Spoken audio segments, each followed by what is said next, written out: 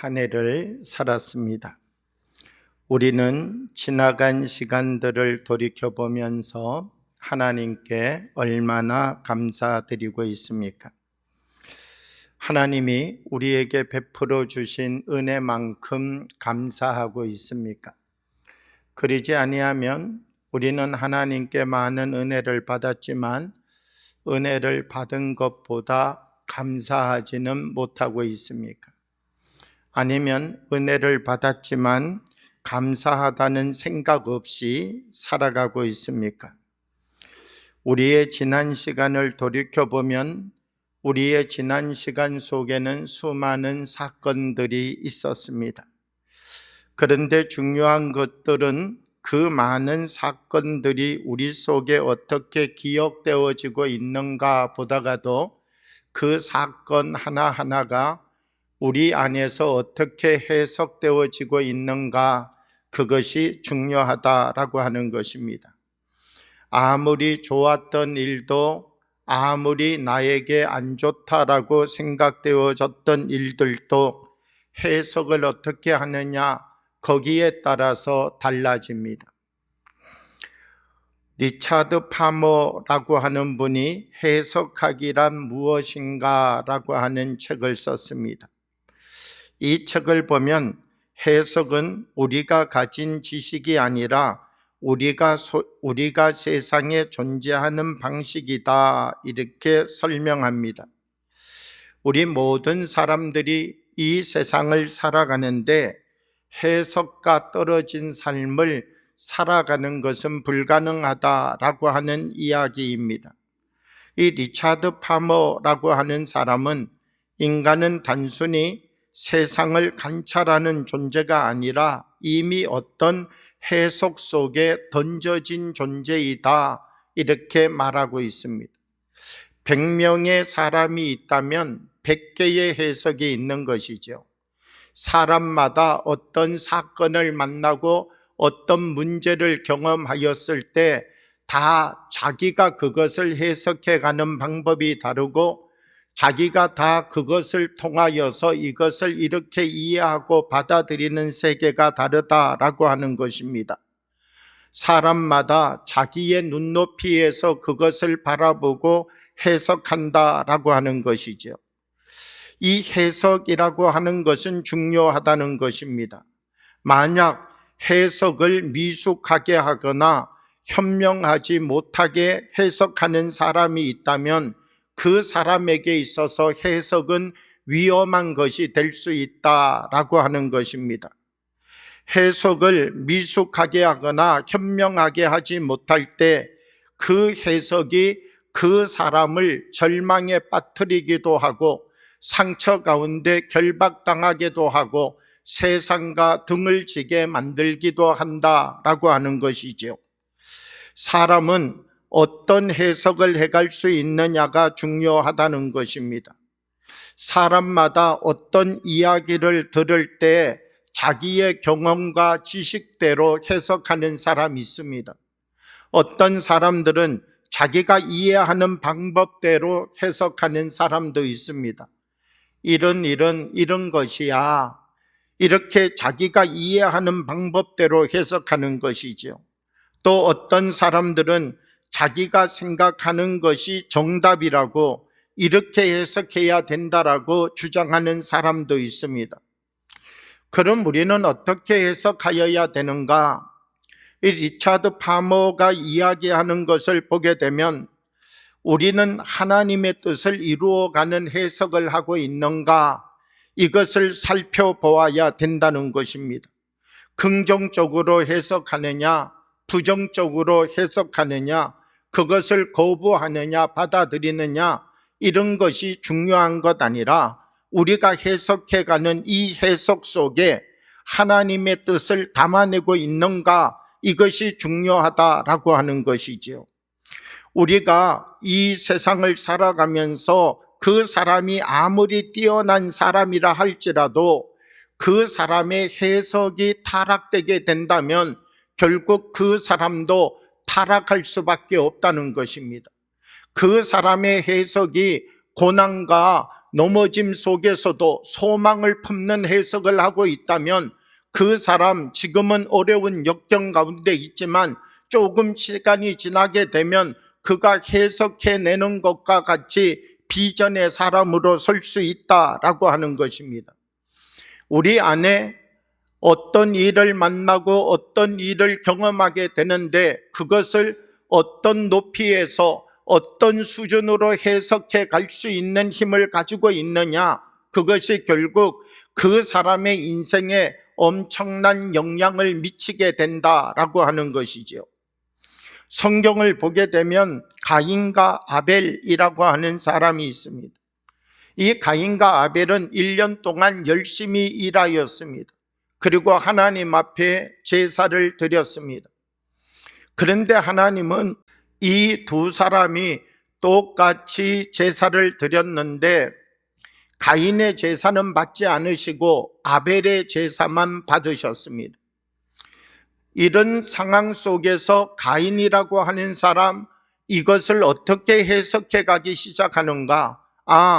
하나님께서 내 제사를 받지 않은 것은 내 제사 속에 좀 더 정성을 다하고 거룩하고 하나님 말씀을 쫓아 살아가라고 내게 말씀하시는구나. 이것을 이렇게 해석하였다면 가인은 오히려 더 건강해질 수 있었을 것입니다. 그런데 성경을 보게 되면 가인은 이 해석을 어떻게 해가고 있는가?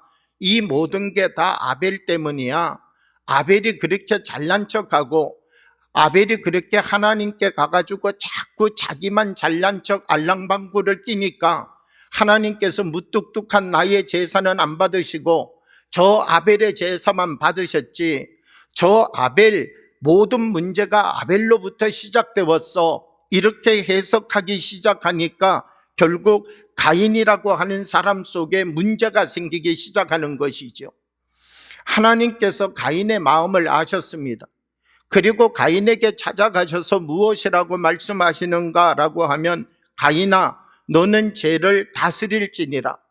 너가 죄의 다스림을 받는 사람이 되지 말고 너가 죄를 다스리는 사람이 되어라. 하나님은 가인에게 찾아가셔서 말씀하고 있는 것이죠. 지금 너에게 주어져 있는 너의 생각, 지금 너가 해석해가는 그 해석의 방법은 그 바른 방법이 아니다. 너가 그 방법대로 계속 해석해 가게 되면 죄의 다스림을 받게 되는 사람이 될 것이다. 그러므로 너는 죄를 이겨내고 내가 너에게 말하고자 하는 바른 뜻을 이해하고 받아들일 수 있도록 이 사건을 해석해가는 사람이 되어라. 하나님은 가인에게 그 말씀을 하고 있는 것이죠. 그런데 결국 가인은 어떻게 됩니까? 가인은 해석의 수준을 더 높이지 못합니다. 자기 자신이 해석한 방법대로 자기의 몸을 자기의 해석의 종으로 만들어버리고 말았습니다. 결국 나에게 육체라고 하는 것이 있는데 이 육체를 내가 해석한 해석의 종으로 사용하는 것으로 만들어버리고 말았다라고 하는 것이죠. 결국 그는 동생을 죽이는 사람이 되고 말았다는 것입니다. 가인을 보면 어떻습니까? 가인도 건강한 육체를 가지고 있는 사람입니다. 가인이나 아벨이나 똑같이 자랐습니다. 한 형제입니다. 가인도 아침, 점심, 저녁, 아벨도 아침, 점심, 저녁을 먹으면서 살아왔던 사람입니다. 이 두 사람을 비교하면 이 두 사람 다 평범한 사람입니다. 이 평범했던 두 사람, 그런데 왜 한 사람의 인생이 불행해 가기 시작하는가? 이 한 사람이 해석을 잘못하기 시작할 때 자기의 인생이 불행해져 가기 시작했다는 것입니다. 평범했던 똑같은 삶을 살아가고 있었던 두 사람인데 한 사람이 자기 인생, 자기에게 생겨난 문제, 하나님이 지금 자기의 제사를 받지 않았다라고 하는 이 사건 하나를 어떻게 해석해 가느냐가 그의 인생의 방향과 방법을 결정하고 말았다라고 하는 것입니다. 우리가 삶을 살아가면서 우리가 어떤 해석을 해가고 있는가, 우리의 모습을 점검할 필요가 있다는 것입니다. 삶을 불행하게 살아가는 사람들 중에는 그 사람이 불행하게 살아야 될 이유가 없는데 불행하게 살아가는 사람들이 많다는 것입니다. 몸도 건강합니다. 하루에 밥 세 끼를 다 먹습니다. 운동도 합니다. 직장도 나갑니다. 외면적으로 볼 때 저 사람이 불행한 인생을 살 이유가 하나도 없습니다. 그런데 저 사람이 왜 그렇게 삶을 어둡게 살아가고 있는가?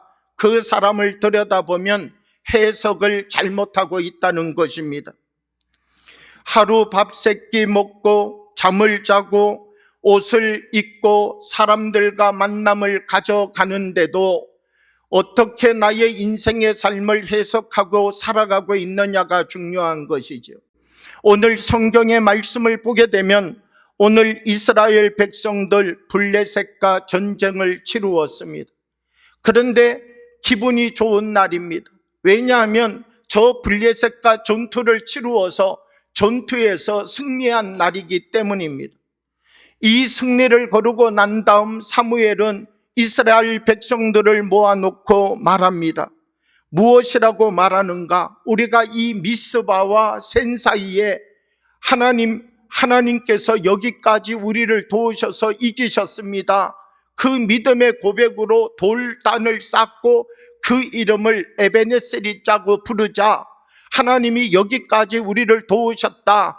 그렇게 이름표를 붙이자 말하고 있습니다.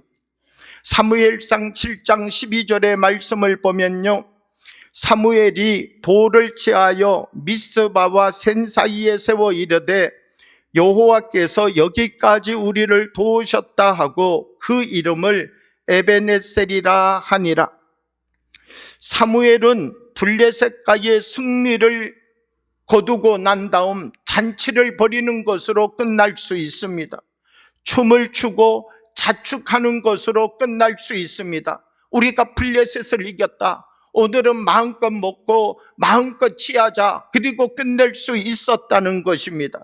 그런데 사무엘은 이것을 한순간의 감사, 한순간의 기쁨으로 끝나는 것이 아니라 오늘의 승리가 이스라엘 모든 사람들, 우리 때뿐만 아니라 우리의 자녀들, 우리의 자녀의 자녀들, 그리고 우리의 모든 후손들도 오늘의 승리를 기억하면서 이 이스라엘 모든 백성들이 하나님이 여기까지 우리를 도우시고 우리와 함께 하신다라고 하는 이 거룩한 삶을 회복할 수 있는 이스라엘을 만들어야 된다. 사무엘은 여기에 이 고백을 담고 있는 것입니다. 우리가 오늘 본문에서 궁금한 것 하나 있습니다. 무엇이 궁금한가? 이스라엘 백성들은 전투를 치렀는데 어디에서 치렀어요? 미스바에서 치렀어요. 블레셋과 전투를 미스바에서 했단 말이에요. 그러면 이 블레셋과 전투를 해서 미스바에서 이겼다면 기념비를 어디에다 세워야 될까요? 당연히 미스바에다가 세워야지요. 그런데 오늘 말씀을 보면 미스바와 센 사이에 세우다 이렇게 말씀하고 있다는 거예요. 왜 미스바에 세우지 않고 센이라고 하는 동네와 그 중간에다가 이름도 없는, 마을도 없는, 여기는 사람이 살지 않는 그 동네에다가 하나님 우리를 여기까지 도우셔서 승리했습니다 라고 하는 이 승리의 기념비를 거기에다가 왜 세우려고 하느냐라고 하는 것입니다. 여기에는 이스라엘의 한 비밀이 있습니다. 어떤 비밀이 있는가라고 하면 20년 전으로 돌아가야 됩니다. 20년 전 어떤 일이 있었는가? 이스라엘과 블레셋 간에 전쟁이 있었습니다. 그래서 1차 전쟁, 2차 전쟁을 하게 되는데 1차 전쟁을 치른 결과 이스라엘 4,000명이 전사하는 것으로 끝났습니다. 이스라엘이 패배한 것이죠. 블레셋과의 전투에서 이스라엘 백성 4,000명이 전사하니까 이스라엘 백성들이 기분 좋았을까요? 안 좋았을까요? 이제 이를 갈면서 그래 블레셋 두고 보자. 이제 너 본때를 한번 보여주겠다. 그러면서 이스라엘 12지파 모여라. 그래서 이스라엘의 12지파를 모았단 말입니다. 이스라엘 12지파만 가지고는 안 된다. 저 실로에 있는 하나님의 법궤를 가지고 와라. 우리가 법궤를 앞세우고 가기만 하면 법궤가 번쩍번쩍 빛을 내면서 너희들 블레셋 전부 다 죽이고 말 것이다. 그리고 법궤를 제일 앞세우고 저 블레셋과 전투를 치렀습니다. 2차 전투를 치루었는데 법궤도 앞세우고 12지파의 모든 군대를 모아서 블레셋과 싸웠는데 그 결과는 어떠했는가? 참패였습니다. 이스라엘이 생각하기도 싫을 만큼 이 전쟁에서 도륙당하고 말았습니다. 이스라엘의 보병 3만 명이 그 자리에서 목숨을 잃었습니다. 그리고 이스라엘 12지파를 이끌어서 이 전쟁을 지휘하던 홈리와 비느하스라고 하는 사람도 전사해버리고 말았습니다. 홈리와 비느하스는 그때 당시 엘리 제사장의 아들들이었는데요, 엘리 제사장이 소식을 듣게 됩니다. 법궤도 빼앗기고 두 아들이 죽었다는 소식을 듣고 의자에서 일어나다 넘어졌는데 목뼈가 부러져서 그 자리에서 죽었습니다. 이스라엘의 참사가 일어나도 하루아침에 이런 참사가 일어날 수 없습니다. 하루아침에 3만 명의 사람이 한순간 죽었으니까 내 아버지도 거기서 죽었고 나의 형님도 거기서 죽었고 내 동생도 거기서 죽었고, 미스바와 센사이 이 자리를 기억할 때마다 이스라엘 백성들의 기억 속에는 어떤 기억이 있는가? 하나님이 우리를 버리셨다. 하나님이 우리와 함께하지 않는다. 그리고 이가봇이라고 하는 뜻이 무엇입니까? 하나님의 영광이 이스라엘에게서 떠났다. 이제 하나님은 우리를 돌보시지 않는다. 이 해석을 가지고 이스라엘 백성들이 살아가고 있는 것이죠. 아무리 우리의 노력으로 노력한다 할지라도 우리에게는 이제 소망이 없다. 이 패배의식의 해석을 가지고 살아가고 있는 이스라엘 백성들에게 사무엘이 일어섰습니다. 그리고 12지파의 사람들을 미스바에 모았습니다. 우리가 이렇게 살면 안 된다. 우리가 다시 하나님께로 돌아가야 된다. 그리고 12지파의 사람들을 미스바에 모아가지고 성령 대각성 운동을 일으켰습니다. 쉽게 이야기하면 회개 운동을 일으킨 것이죠. 우리가 여호와께 돌아가자. 하나님 말씀으로 돌아가자. 기도의 삶으로 돌아가자. 말씀을 중심으로 한 삶으로 돌아가자. 그리고 12지파를 모아서 미스바에서 부흥성회를 시작한 것입니다. 그런데 이렇게 사무엘이 영적 각성 운동을 일으키고 있는 여기에 블레셋의 정탐꾼이 온 것이죠. 그래서 블레셋의 정탐꾼이 와서 보니까 근래에 보기 드문 일이 생기고 있는 거예요. 아니, 이렇게 12지파 사람을 다 모으다니 저 사무엘 나이도 어려 보이는데 대단하구나.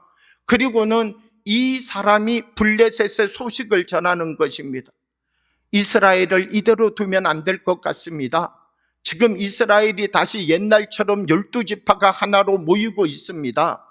이들이 이렇게 블레셋에 이들이 이렇게 미스바에 모여가지고 지금 엄청난 기도를 하고 말씀을 듣고 아멘하고 하나가 되어져 가는데 이대로 두면 안 되겠습니다.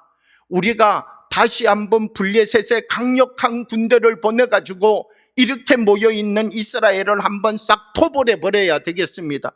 그래야만 이스라엘 백성들이 다시는 한자리에 모이지 않고 이스라엘 백성들이 모일 때마다 저 블레셋이라고 하는 나라를 두려워하면서 다시는 이제 힘을 하나로 모아서 대항할 힘을 잃어버릴 수 있도록 만들어 버려야 됩니다. 이것이 블레셋의 정탐꾼이 블레셋에 보낸 내용이었겠죠.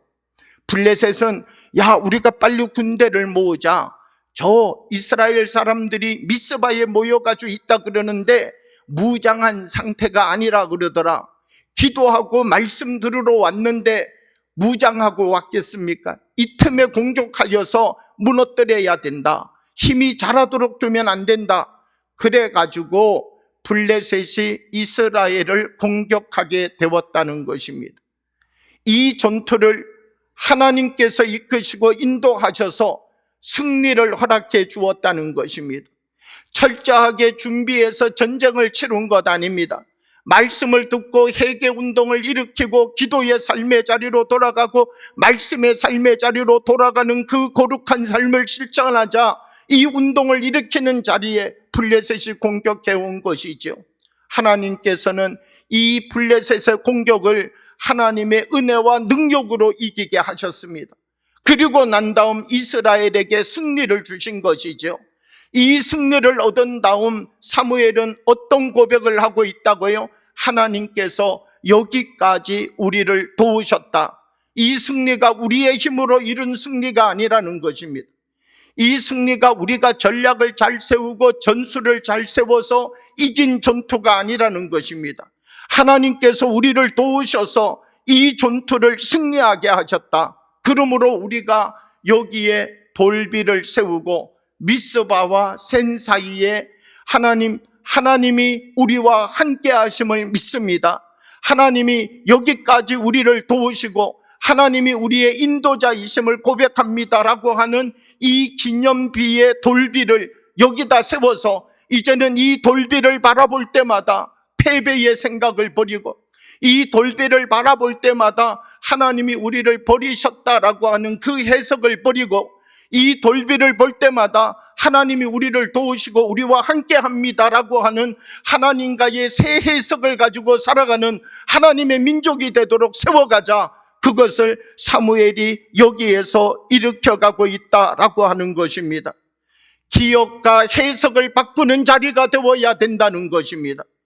단순히 여기에 에베네셀이라고 하는 돌비를 세우는 것만 중요한 것 아닙니다. 이 돌비를 바라볼 때마다 해석이 바뀌어야 된다는 것입니다. 하나님이 도우셨고 하나님이 인도하셨고 하나님이 지금도 강건한 손으로 우리를 이끌고 계신다라고 하는 이 분명한 믿음의 해석을 할 수 있는 사람으로 다시 세워져야 된다라고 하는 것이죠. 아무리 큰 은혜를 받았다 할지라도 해석을 바로 하지 않으면 넘어질 수밖에 없다라고 하는 것입니다. 우리는 기억보다도 바른 해석을 해갈 수 있는 사람들이 되어야 됩니다. 말씀을 읽어가는 것 중요합니다. 말씀을 읽는데 나의 해석이 바뀌지 않는다면 우리는 더 깊이 말씀을 읽어야 합니다. 더 깊이 무릎 꿇어야 합니다. 말씀을 읽을 때마다 나의 기억의 해석이 바뀌고 나의 삶의 해석이 바뀌고 내가 지금까지 걸어온 나의 인생의 삶이 하나님 말씀 안에서 해석되어질 수 있도록 우리를 하나님 안에 다시 세워가는 그 거룩한 은혜의 부르심의 자리가 우리 한 사람 한 사람 속에 있어야 된다라고 하는 것입니다. 사랑하는 여러분, 우리가 하나님 뜻 안에서 하나님이 우리에게 허락하여 주신 그 크고 놀라운 사랑, 그 놀라운 은혜의 증거를 우리도 고백하며 살아가기 원합니다. 여기까지 하나님께서 우리를 도우셨습니다. 여기까지 내가 오늘 여기에 서 있는 이것이 나의 힘과 나의 능력이 아니라 하나님의 인도하심이고 하나님의 도우심이었습니다. 에베네셀의 하나님, 나는 다 알지 못하고 나는 다 주님의 뜻과 주님의 계획을 알 수 없지만 오늘도 하나님의 그 크고 넓은 계획 속에 내가 쓰임받고 있음을 믿습니다. 우리 한 분 한 분들이 내가 갖고 있는 높이를 넘어서서 하나님의 거룩한 뜻을 해석해 갈 수 있는 주의 사람들이 되어서 홍해를 넘어서고 쓴물을 단물로 바꾸어내고 강야를 이겨낼 수 있는 주의 사람들이 되어지기를 이 1년의 삶을 돌이켜보면서 하나님의 은혜였습니다. 이 고백을 가지고 주님 앞에 설 수 있는 믿음의 장인들이 되어지기를 주님의 이름으로 축복합니다.